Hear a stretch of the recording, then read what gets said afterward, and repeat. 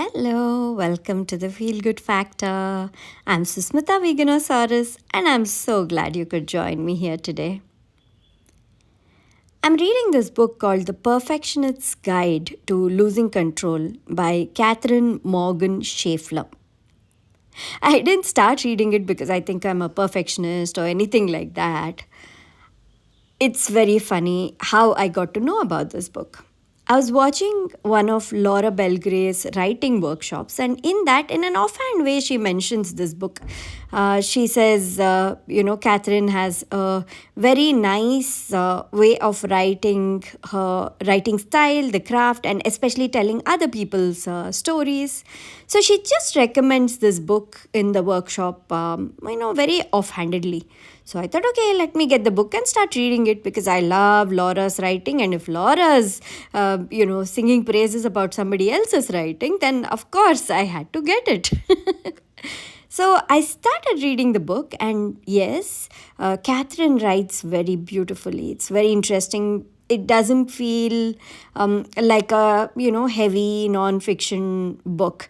This kind of topic like perfection, it could get boring or technical, right? But it doesn't. She stitches stories into the whole narration. She shares case studies of her clients and her own experience with dealing with perfection and all of that. And as I kept reading the book, my mindset about perfectionism, the misconceptions that I had about it started to shift.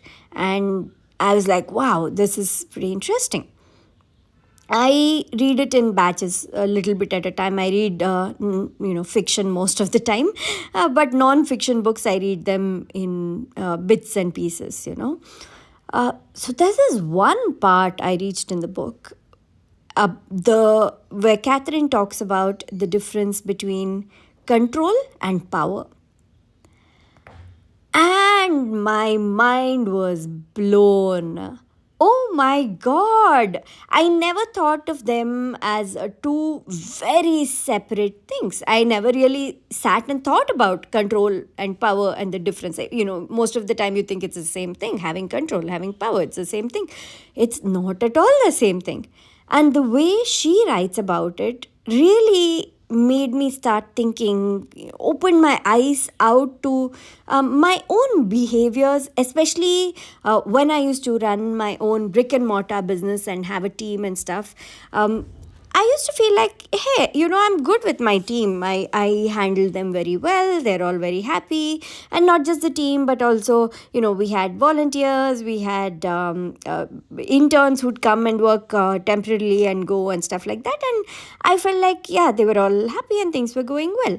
But I would also feel like, okay, some things are working out, some are not. And I couldn't quite articulate or understand what is not working.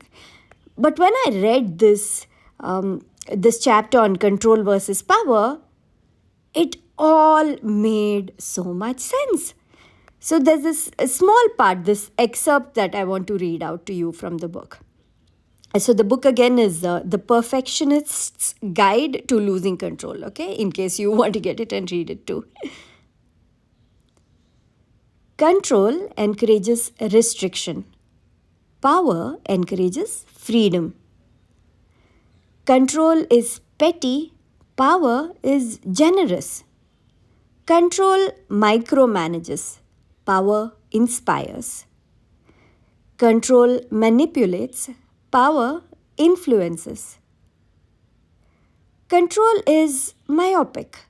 You have to plan everything one precise move at a time. Power is visionary. It affords you the great luxury of taking leaps of faith. Leaps of faith. Wow. Right?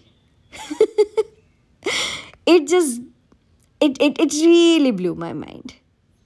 Listening to this difference between the two things.